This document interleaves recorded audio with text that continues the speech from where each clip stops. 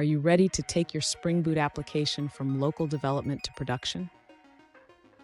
If you're feeling a bit lost about where to put your environment configurations, you're not alone.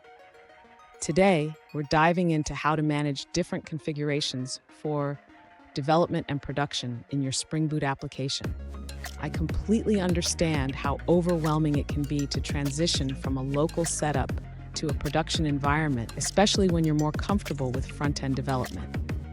You're not the only one who feels this way, and it's a common hurdle for many developers.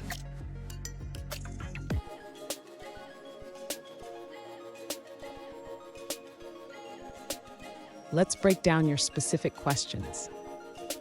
You want to know how to set up two different configurations for development and production, where to place those configuration files, if you need to change anything in your build.gradle file, and how to build and run your application with the correct configuration.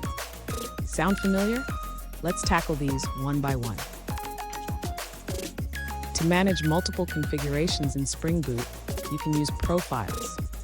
Profiles allow you to define different settings for different environments. This means you can have one set of properties for development and another for production, making your life a lot easier. Stay with me, because at the end of this video, I'll share some best practices for managing your environment configurations that will save you time and headaches in the future.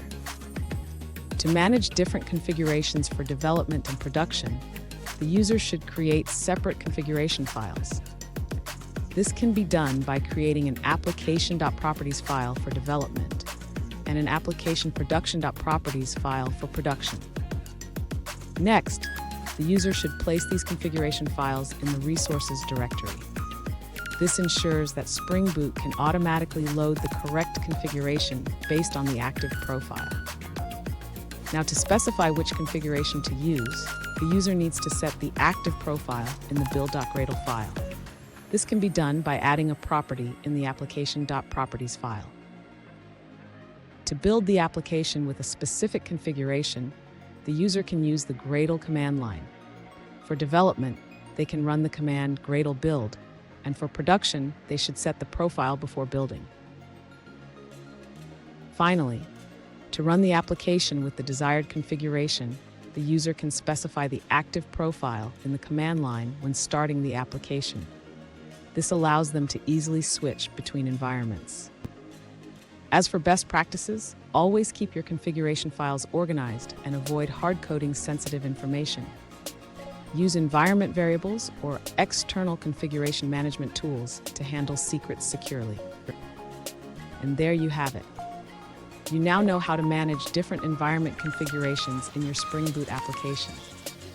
Remember, keeping your configurations organized and secure will save you a lot of trouble down the line.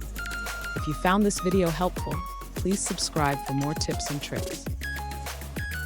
An alternative approach suggests creating a separate file named application.dev.properties alongside your existing application.properties.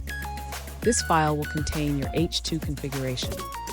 To activate this configuration when running in development, you can use the argument -spring.profiles.active=dev. Similarly, for production, create an application prod.properties file and keep common settings in application.properties.